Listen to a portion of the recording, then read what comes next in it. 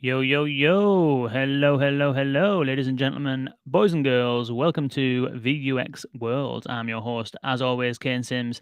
And today we're going to have a very well needed discussion that we kind of touch on here and there, but haven't really spent a whole bunch of time, apart from when we had Deborah Harrison from Microsoft on a long while back, talking about privacy and ethics.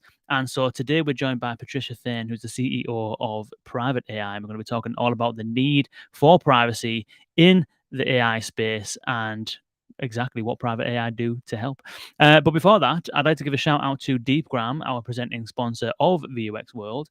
And if you don't know by now, Deepgram is one of the industry leading speech recognition providers, automatic speech recognition, or ASR as it's known, as I'm sure you know by now. And if you're looking to, use, if you're going to build a voice assistant or a voice bot or any kind of conversational AI that uses speech as its primary modality, then you will definitely need speech recognition.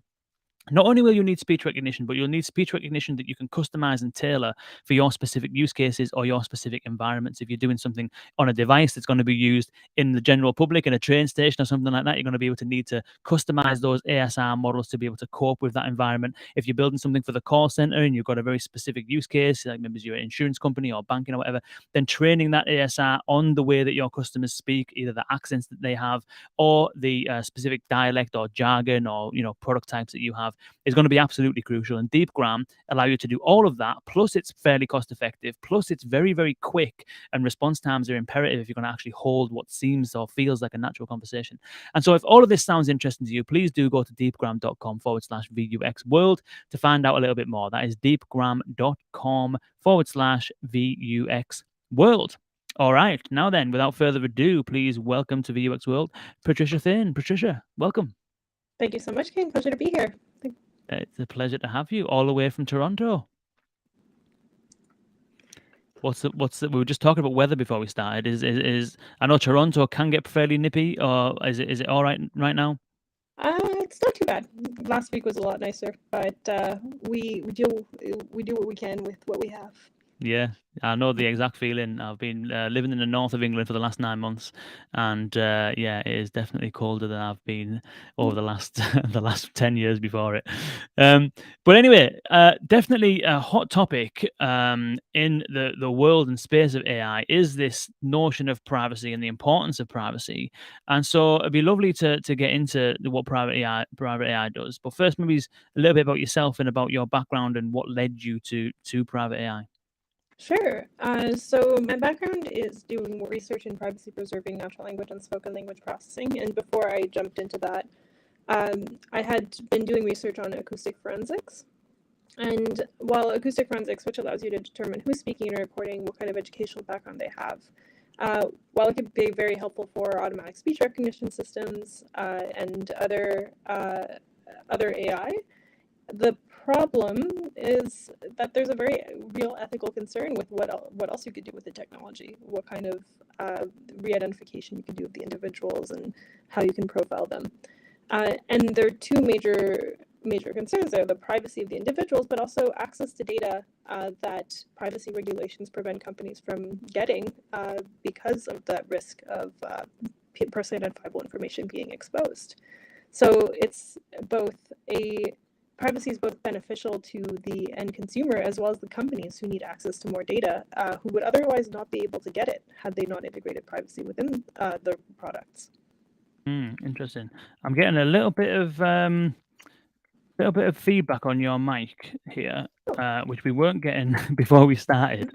And I don't know if it's an internet thing or a microphone thing. I'm getting a little bit of clicking and fuzziness coming through. Uh, I've lost you now.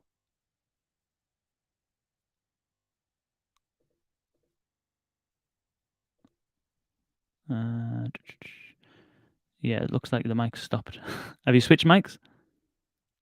Yeah, you switched mics. Okay, so that mic is not picking it up. It doesn't seem so weird. It was literally fine. Like 30 seconds ago when we were talking, it was spot on. Uh, and yeah, when you started talking just then, it started being just really grainy and jumpy. I'm sure try that old other mic again, or if you've got any headphones or anything like that.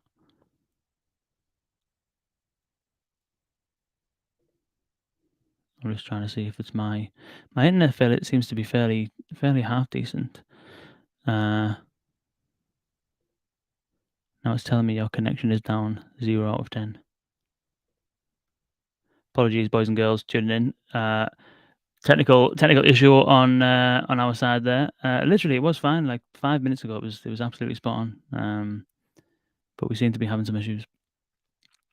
I mentioned the conversation with Deborah Harrison there at the very beginning. Definitely check that one out. It's fairly. It's a. I think Deborah was on. Might have been 2020, perhaps. So she was the first writer for Microsoft Cortana.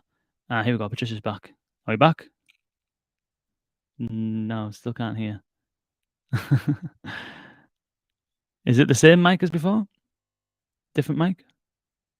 Same. Oh, now's it. Ah, that's Is better. that better? That's better. Much better. Okay, great. Yes. Perfect. Cool. Here we go then. So I was just explaining there when you were trying to join back that we had a conversation with Deborah Harrison a while back, who was actually the first writer for Microsoft Cortana, and the conversation wasn't intended to be about ethics and privacy and stuff like that, but it ended up in that direction fairly early on, and we kind of kept there for a while. And so we kind of touched on, and I'd advise people to go back and have a listen to that, but we haven't had this discussion for a while, but we kind of touched on some of the ethical considerations around capturing speech and all that kind of stuff.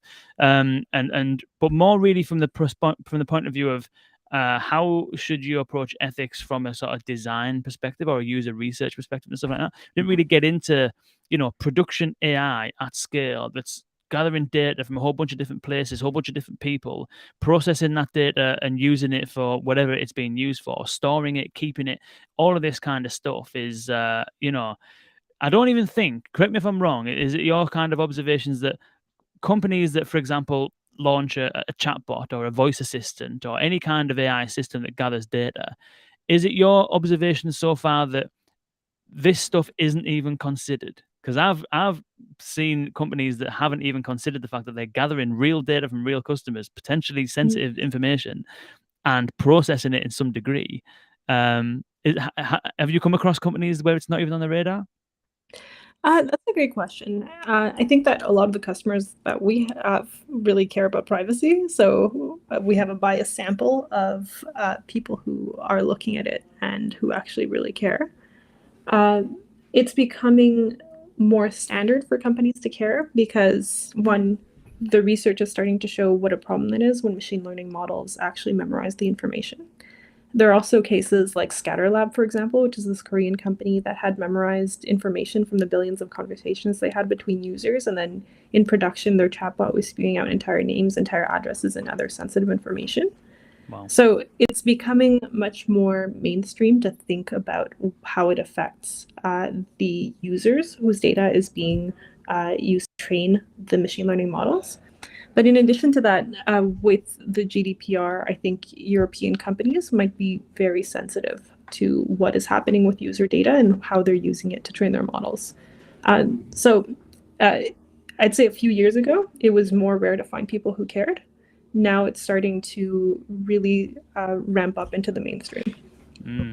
Interesting, because it has had a lot of, highlights and airtime as far as the kind of not mainstream, well, maybe it's the mainstream media actually. If you think about some of the Alexa stories from 2018, 2019 and stuff like that, where I'm pretty sure that it was used in a court case or something like that, where it had been recording stuff that it shouldn't have been recording, arguments in households and potentially domestic abuse and all kinds of stuff that it was allegedly recording. And then there were stories where people didn't realize, which I think the kind of like the voice AI community understood from the beginning, that voice recordings into Siri will go somewhere for them to be labeled and then retrained and stuff, but the broader public didn't. And all of a sudden news stories came out that Amazon and Apple are sending recordings, audio recordings, to wherever they were sending them to, and people are listening to them, and it was just this big kind of outroar.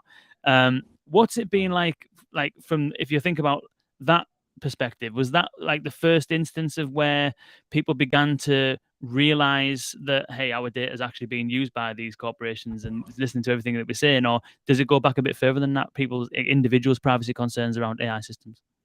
I think there are a lot of trigger points, and it's not only with regards to AI systems. Just privacy in general, I think, started becoming much more of a topic in mainstream media thanks to the GDPR. And these cases where you have ASR systems that are recording what you're saying, or these cases where you've got giant data leaks because of cybersecurity attacks in companies that weren't properly protecting PII. I think those have all helped in bring awareness to what it means to have companies not actually take your privacy seriously. Interesting. So what does private AI do then to kind of help in this regard? Mhm. So, one major problem when it comes to getting access to more data and also having your have needing getting services that AI can be used to help customers with is the fact that these models can memorize the person identifiable information, much like that Scatterlab chatbot did. So, what we help with is, for example, removing that person identifiable information and replacing it with fake PII. And that means that the models can't memorize something that just isn't there. We also help with identifying person identifiable information within large data lakes, for example, across multiple different kinds of documents. And we are the best PII detection tool on the market. So this is a problem where you can't get to 95% accuracy or 90% accuracy. You really need to be excellent at detecting and redacting person identifiable information, because people will get into trouble if ever there's a data leak or if ever any model memorizes their person identifiable information. So we've put a lot of effort into the high quality output of the model. Interesting. I didn't realize it was also able to search for it as well as recognize it coming in. Mhm. Is that the predominant use case, would you say, or not? Like, are most organizations using it in data leak situations to figure that out, or is it predominantly used kind of on the other side for chatbots and voice systems and stuff like that to try and cleanse data that's fed into models? It varies. So the chatbots are one use case. The automatic speech recognition systems are another use case, especially if you want, for example, ASR system users to have transcripts that are compliant with PCI or GDPR. And we have customers who also need to send data from one location of the organization to another, but their DPO or CISO is telling them you can't because there is person identifiable information within there. And then we have customers who also use us as an integration into their data loss prevention process, so that they can make sure that no data is being transferred onto the main database, for example, of their organization that shouldn't be. And then we have customers who also uh, get access to more data from their customers because they can redact it and send it over to their main servers in a much more in a safer way. Interesting. I'm starting to get a little bit of feedback coming through again now, Oh unfortunately. no, what happened now? Yeah, it's still there. I don't know if it's I'm not quite sure what it is because it was fine for a moment. We'll see how we get on. It might be that I just need to do some different editing on the audio later. Um, cool. Yeah, that makes sense. So, what has kind of um been done? I suppose you mentioned GDPR. Mhm. Uh, is there any other things that are kind of fueling the focus on privacy or the need for to be more privacy conscious? I mean, I think we touched on kind of customer outcry and stuff like that. Like, what do you think are the main sort of trends that have been, leading companies to focus more heavily on privacy? Mhm. So one major trend is the continued cybersecurity risk that keeps growing, while the number of cybersecurity professionals cannot keep up with the demand. And privacy and cybersecurity really go hand in hand together. And one thing that something like the GDPR has really helped with has been to get organizations to have much more of a grasp around what kind of data they're collecting, where is there the biggest risk, where should be focusing their security the most, and which individuals would be at risk had were there to be a risk. a breach, sorry. So cybersecurity breach is one major trend. The news about AI, another trend, in addition to the data protection regulations for sure. Because some people are really kind of, you know, the concern over privacy is so great for some people that they won't use voice assistants and things like that, and they're just so kind of like, yeah, so against it, which is interesting because I always think that if you talk to your phone or your voice assistant or whatever it might be, that's just another data point. But your phone is already capturing so much information, your location, your search history, your contacts, the messages that you're sending, all this stuff is being captured all the time. I mean, I'm logging my diet and it knows how my exercise habits, my heart rate, it probably knows my blood pressure. It knows absolutely all sorts. But all of a sudden, there's when now we're talking to machines, and there's a new concern. And so, is it? Do you think? I mean, there's a lot of other stuff going on, as you've kind of explained there, with cybersecurity regulation, all that kind of stuff. Um, but the end user concern over what are the companies doing with my data and where's it going? Do you think that's a kind of like a transient point in time, which is that because there's a new modality that's hitting people's homes, like voice assistants and phones and stuff, that it's a new modality that people are not quite used to, and so there's a concern over it? Or do you think, like we do now with our phone, where it knows where we are all the time, we don't really think about that as a privacy concern, we just get on with it? Do you think this is something that, from a customer or end user point of view, it's kind of like a novel thing because it's new and we'll get over it? Or do you think that actually what's going on now with people's concerns about privacy is something that's going to sustain its momentum until, broadly speaking, every company is doing the right things in that regard? Mhm. That's a really great question. I think that the momentum is going to be sustained for a few reasons.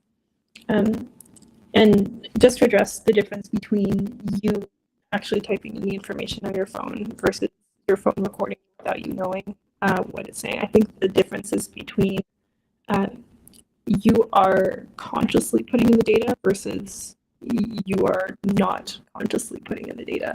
And that's the scariest part. And there's also a lot of information that you can tell from voice in addition to what you're saying. You can tell pathologies from voice. You could tell socioeconomic backgrounds, educational backgrounds. There's a lot of data that voice carries, in addition to the ability to re-identify you since it is used as an authentication method. So there's a lot of space for misuse. Um, a few reasons why I think this is going to be sustained.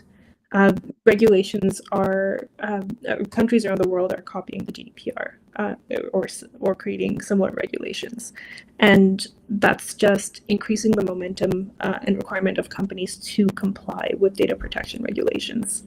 I think there's starting to be an understanding, unfortunately, that when you think you if you don't have anything to hide, you shouldn't care about privacy. There's starting to be an understanding that you never know what it is that you might need to hide, including the conversation around Roe versus Wade in the United States. So that whole mentality of this can't happen to us is starting to shift to maybe this could happen to us and it could be very scary and maybe we should be doing something about it. And you can see in various points in time upticks in downloads of Signal and Telegram, for example, during the Black Lives Matter protests, during the Hong Kong protests. So it's those trigger events really shift the mentality of people and how they think about what kind of data they're transferring on a day-to-day. And maybe there's certain information that they feel comfortable sharing over WhatsApp or over Facebook, but maybe there's some information that they only feel comfortable sending over Signal and Telegram. And already that shift in mentality is helpful. And in addition to that, there's the newer generation is also being educated in some cases about privacy, about what technology is collecting directly within their schools. And having that education early on also makes a difference in what the next generations are going to be looking for in their providers. Interesting. Yeah, I suppose when you mention Signal and Telegram, it makes me think of Discord, which then makes me think of decentralized technology, which then makes me think of blockchain and that. And so it's, I suppose, when you think about it, the whole concept of um, the momentum behind blockchain, not just the currency built on top of it, but the general blockchain technology, it's predominantly actually, correct me if I'm wrong, I don't know how much you know about that kind of stuff. I'm not overly kind of like educated, but I'm familiar enough that I could probably look into that and think, well, is this whole thing driven by a complete concern about privacy? Would you reckon? Yeah, that's a great question. Uh, for a good chunk of people, I think it is. Uh, I think part of it is control and consent, and a lot of privacy is based on consent. So I would say you're probably right in that, yeah, a lot of it is probably driven by that concern for privacy. Interesting. So you mentioned that some things you do kind of like willingly or giving consent, as in talking to a voice assistant. It's you giving that data in order to get some value back, and then maybe in exchange for that value in return, there's perhaps an understanding that the company may use that data. Maybe there wasn't an understanding, but maybe it's growing, maybe slightly, that the company might use that data to improve the models or whatever the case may be. But it still kind of seems to be quite a challenge for the company itself. Thinking about GDPR, thinking about all this kind of regulation, all of a sudden we're capturing a load of data, personal data, voice data, which, as you mentioned, you can tell a whole bunch else from, aside from what was said. Where do you start from your perspective, private AI, trying to tackle this challenge? Where do you actually begin in trying to tackle that challenge of identifying PII data? Mhm. So part of the reason why we chose to create the product we did and what our product roadmap takes into account is the generalizability of the technology, the ease of integration, the modularity. How can developers use this? And it's really about making it possible for developers to easily plug in privacy into the pipeline, because otherwise you end up with companies spending way too much money on privacy to have to develop bespoke in-house solutions, and that's not sustainable. So it's really about creating the toolkit that will enable a more private world. Mm. So is that your predominant target market then? Is developers working on AI systems that will integrate this into their pipeline, so to speak? Developers in general, but yes, AI system developers working on AI systems is a pretty big part of our target market. Yeah. And let's say, for example, if I was creating something like, let's use a speech recognition kind of application, whether it's, I don't know, I'm assuming, well, let's use the conversational AI use case. So let's say that Amazon, for example, wanted to use private AI in order to cleanse all data that comes through Alexa for PII data. Whereabouts would that sit within the kind of pipeline? So you've got the microphone on the device, or even in a Mhm. call center, you could say microphone on your phone, audio coming into the microphone, hitting a speech recognition provider in the cloud, translating that audio into text. Where does private AI fit in Mhm. that whole kind of situation? So once the audio is transformed into text, then what we could do is redact and replace the PI within the transcript, and then bleep it out within the audio itself. And we could also modify the voice, though that really depends what you want to do with the recording itself. Um, so one of the key points about the GDPR is data minimization, and you need to get rid of as much PII as possible. Mm. Only keep the ones that you need for your tasks as early as you possibly can in the process. So the moment you remove the PII from these recordings, you can delete it, complying with the GDPR in that way. Uh, we started out with the hypothesis that people would want to integrate this as early as possible in the pipeline, and there are certain use cases for that. So we built an iOS integration and Android integration, as well as browser extension integrations. But the market's just not ready for that at the moment. Mm. Interesting. So would a fair use case be, for example, I have a call center that is taking calls day in, day out. We need to record those calls. The typical this call is usually recorded for quality and monitoring purposes. Mhm. So we need to record the calls for quality and monitoring purposes. But inevitably there is some personally identifiable information in there, and I might have a batch of them that were being building up, over the last months or years. Um, is that a good use case? Applying private AI into stored audio files of call recordings to beep out PII data? That's a great use case. And the interesting part about unstructured data, like transcripts and call recordings, is that there's a lot of really useful information around the PII. So originally, when you're dealing with structured data, the majority of that data tends to be identifiable, or you can use to identify an individual. And you have to do a lot of statistical analysis in order to determine what the re-identification risk would be if you remove certain pieces or if you change the granularity of that data. And by granularity, I mean something like changing 25 years old to 20 to 30 years old. And with unstructured data, you have a gold mine of information around the PII. So in the example of those call recordings, you could still tell what kind of topics were mentioned, what sentiment is associated with specific topics or products or individuals within the call. How well did a customer service agent perform? Do they need training? There's just a wealth of information, and the PII is just toxic. Interesting. Interesting. So interesting. So would I, in that example there of those call recordings, would I need to first transcribe all of those calls into text to apply private AI? Mhm. Yeah. Yes. Yes, you would. And then you would apply private AI, scrub the PII data, and then what? You then take some metadata from the text to then relay that back to the audio so that you know the timestamps of where to beep out in the audio, something like that. Correct. Yes. So we do forced alignment to determine where in the audio those terms are mentioned, and then we bleep it out. Interesting. Mhm. Interesting. And so the second part you were talking about there, in terms of there being valuable information around the PII data, are we saying then that without correct me if I'm understanding this right, that without taking away the PII data, you're not therefore meeting regulatory requirements, and therefore you can't really keep hold of that data, which means that you then miss out on the insight around it. Is that right? Correct. Yeah.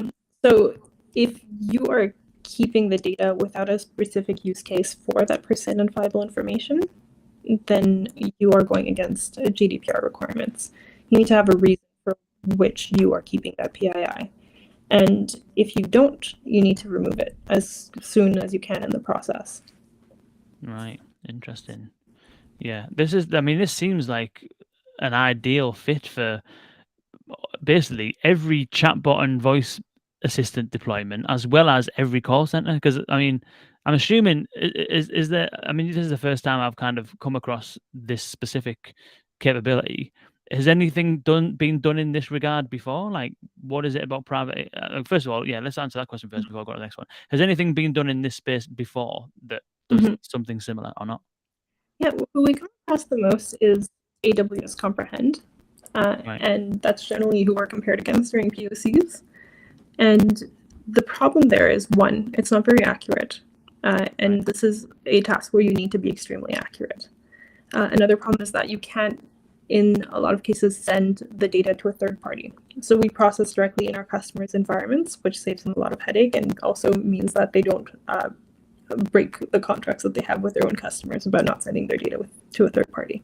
Hmm. Uh, and it can be pretty expensive as well. So some of our customers, for example, do billions of API calls a month, and were they to use something like AWS Comprehend, that could cost them millions of dollars a year. Wow. Interesting. Is there much effort involved in like using it? If I'm a developer, then I obviously know what I'm doing with APIs and all that kind of stuff. I'm not, so I don't. But let's assume that I am. Uh, what's actually involved in using it? Mm. So we send a container to our customers, for them to deploy directly in their environment. And deployment can take anything from 15 minutes to a few hours, maybe a few days if it's something very extensive.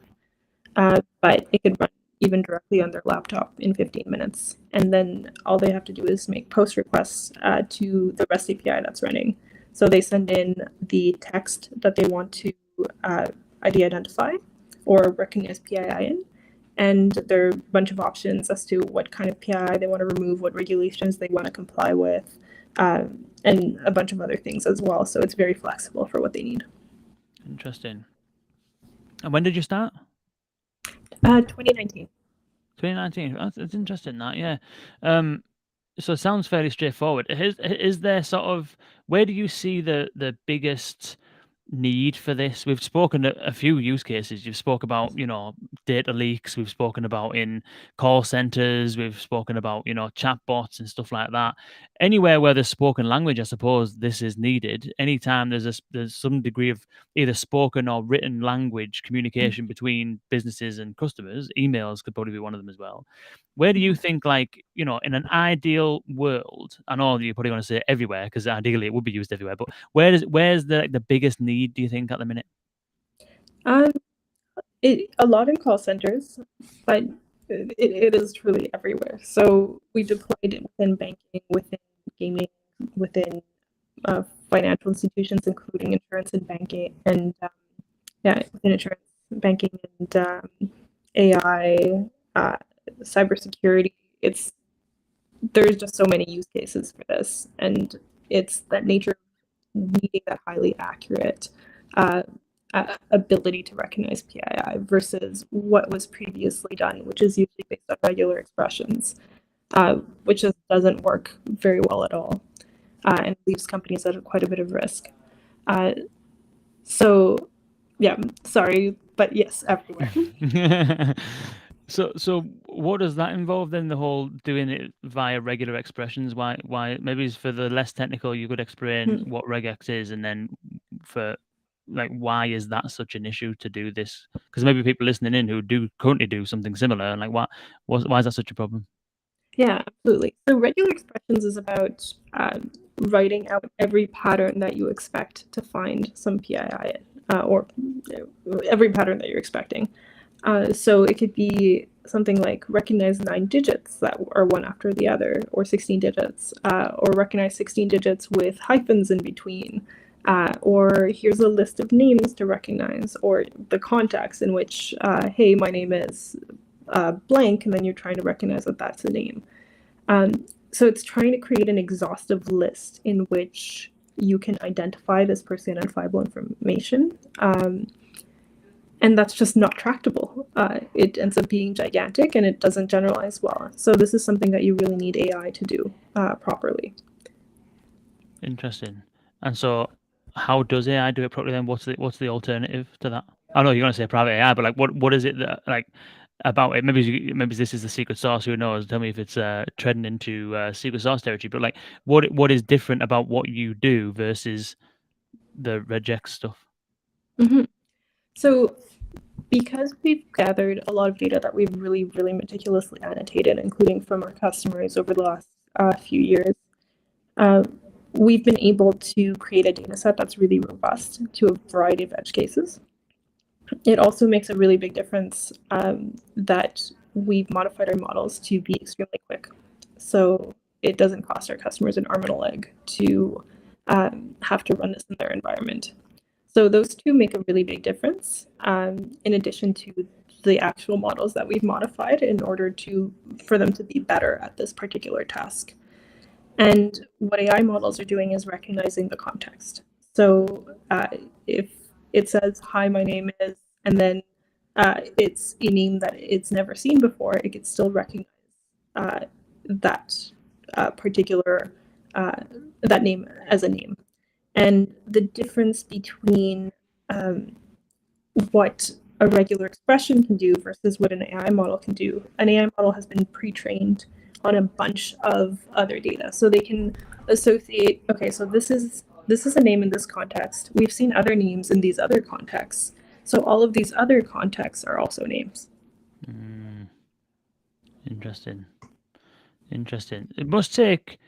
I mean, you mentioned there you've got a lot of data, and you also Mhm. mentioned earlier on that this can run within a company's kind of like architecture, so to speak. It doesn't have to be in Mhm. a private cloud or in a public cloud or whatever. So, how do you approach the kind of development and training of private AI, or is it such that actually it's nigh on a solved problem because you've already got a lot of data already, and so the product is already good enough? Mm. That's it's definitely takes quite a bit of iteration and will continue to take iteration. Language changes through time. One example is when COVID happened, the models wouldn't recognize COVID-19 as a disease, so we needed to train it to recognize the new term in the linguistic dictionary. Um, so it is something that we keep getting better and better at, but never something that's going to be a solved problem. Mm, mm. Is there anything that is required from a maintenance perspective from a developer using this? No, not at all. No. That's Interesting. the main point of us too. We take away that pain.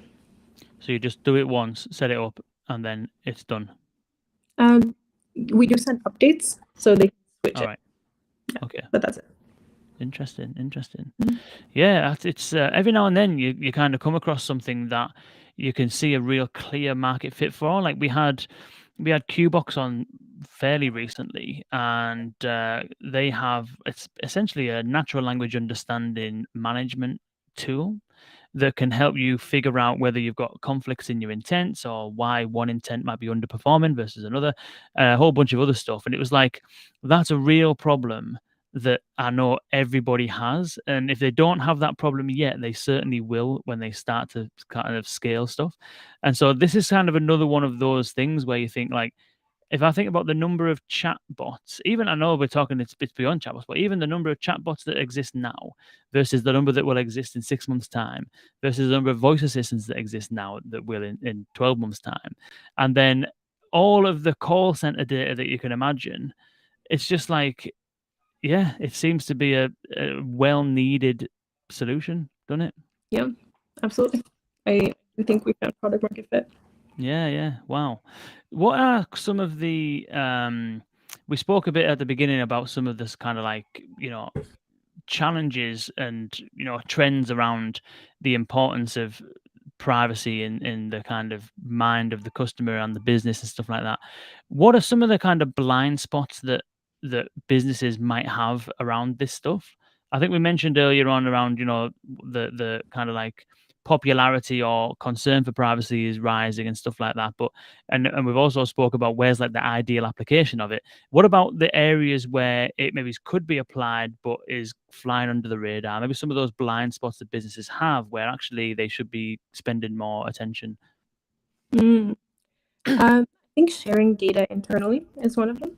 Mm, One of the requirements for the GDPR is for you to be able to keep track of where PI are located within your environment, and that means if there's an access to be a request to be deleted or an access to information request, you need to be able to retrieve that information, and in the request to be deleted, you need to be able to delete it. And one really cool thing about the GDPR is it's basically made companies more aware of this and then restructured their uh, data architecture so they can keep track of this PI better. But that's still very complicated when it comes to unstructured data. So the moment that you're moving unstructured data from one part of your organization to the next, you really should be considering whether you actually need to send the PII within that data. interesting. I've been in that situation a number of times where um, one department actually can't share data with another department Mm-hmm. because the privacy agreement that the company has with the customer basically says that, yeah, this data will stay where it is, and it won't be moved and all that kind of stuff. Mm-hmm. Which yeah. Yeah, in some cases, it might be because of the PII, in which case, if you remove it, you might be able to share it, but you need to check with your DPO or CISO about that. Yeah. Interesting. Um, where do you think the kind of the future is heading as far as, I mean, for you, I imagine it's very much about scale, which is that, you found product market fit, you're really kind of trying to grow and get this implemented wherever it can be. But where do you think this? Where can you imagine it heading? We spoke earlier on about, the concern for privacy is definitely there. It's not going to go anywhere. Regulation is kind of spreading. What does the future look like as far as, this technology for managing privacy? Mhm. So I'll start by pointing out that 80% of the world's data is unstructured. That's growing 43% year over year. And this contains such a huge amount of value for organizations that they can't unlock because of the concern for PII. So it's really about enabling the safe sharing and use of data anywhere and for any type of data. Mm, yeah, I've come across that stat a few times actually. 80% of data being unstructured. Um, and most, I mean, it's only going to get worse, that I think, actually, because, most businesses are growing, the population is growing. Whenever a business opens up a new channel, they never usually close other ones. I mean, Decathlon, we had Decathlon on the podcast a few weeks back. They kind of did, but they closed the call center and went purely to messaging. But most companies, they introduce a new channel, and then that's a new channel, and it doesn't go anywhere, and it stays where it is. And so if I think about, you know, even the most mature organizations from an AI point of view are nowhere near this stage. But I think where it's heading is that you're going to have automated AI agents handling emails, handling WhatsApp messages, handling SMS messages, handling social media messages, handling your call centers, handling your chatbots. Potentially, you might extend that out into different channels as they emerge, like, voice assistants or whatever. You might even also have some of that stuff happening internally on Slack and Teams and stuff like that, and people sharing stuff like, "I need to book a holiday because my kid's sick," or whatever. They've got this problem or this disease or whatever it might be. And so it's only the amount of unstructured data that businesses create is only going to grow, isn't it? It absolutely is. That's true. And um, because of AI, we now have this unprecedented opportunity to actually use that data and mine it for information. Whereas previously, structured data was really the main data that was usable by companies for any sort of reasonable purpose at Mm. scale. Yeah, and it's ironic because that's one of the parts that companies, I think quite rightly, actually think is part of the value of conversational AI specifically, is that you can get to information that you otherwise couldn't have got to before. Like there's a really good example I was talking about the other day where the US Army had a chatbot called Sergeant Star, and the aim of that was really just to answer questions. That's all it was. But what they realized is that the questions that the chatbot was receiving were entirely different to the questions they had on the website, entirely different to the questions that they had on that they were getting asked in the actual shops, the recruitment kind of offices, and it was all stuff around: Am I going to get shot?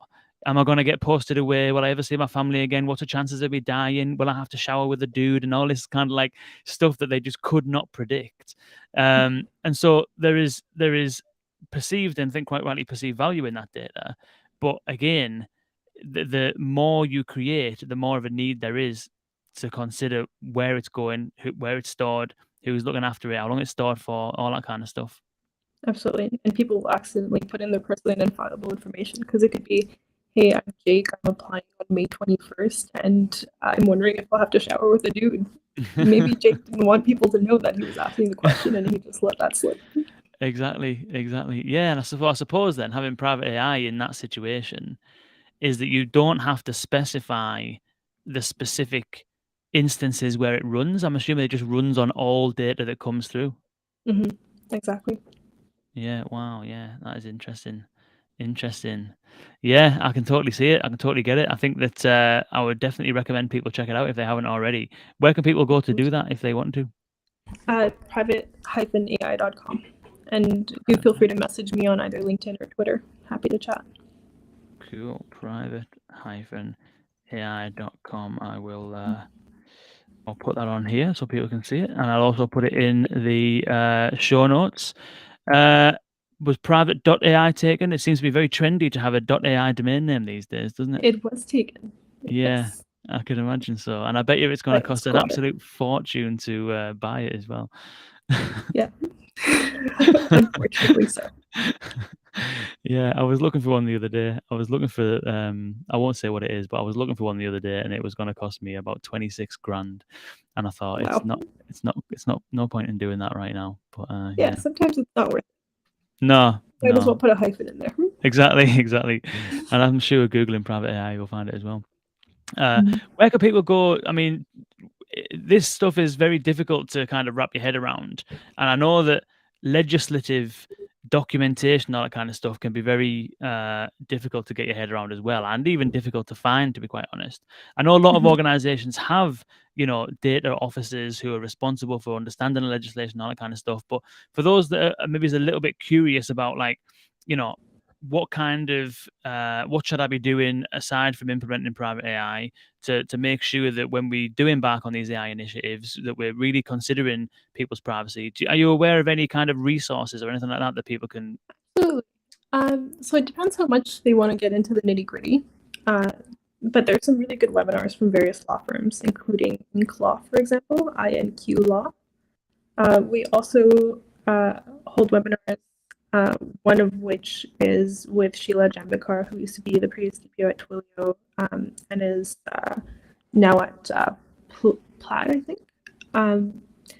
And we do have a blog that you can take a look at. But otherwise, if there's anything specific that somebody's looking for, I'm also happy to point them in the right direction. I will just make some notes of those. I will add you. I'll add your LinkedIn on here. The private AI blog, private-ai.com. Then the webinars, and I'll look for those Nicola webinars as well. Beautiful. Thank you. Wicked. Thank you so much. This has been really good. It's definitely, as I said, it's one of those things where every now and then something comes across that you can see a defined need for. And I can see every single chatbot that is deployed anywhere needing this solution, as well as any call center that takes any calls. So it's a really, really, well positioned service. So, yeah, thank you for joining us. It's Thank been you a so pleasure. much, Kane. It's been lovely speaking with you. Really appreciate the time. Nice one. Nice one. Cool. Next week, we have, for those of you tuning in, who do we have next week? Oh, yes. Monday, we're speaking to Andy Kingston of HSBC, and we're going to be talking about what HSBC are doing with conversational AI and whether they're using something like private AI. And on Tuesday, we'll be speaking to Cobus Kreiling, who is ex-product manager for the Toby Assistant at Vodacom in South Africa, and I would describe him as a legend in the conversational AI space. And so if you are tuning in, please do tune in to the conversation on Monday and Tuesday next week. Do visit Private AI, as I've already said. Do visit deepgram.com, as I've already said. And if you're not already subscribed to VUX World, then where have you been all my life? We do interviews like this with experts like Patricia every single week, multiple times a week at vux.world/subscribe. You get all the invites and all of the links every single week. So, thank you, Patricia. It's been an absolute pleasure. Thank you so much. Thank you very much, Kane. Cheers.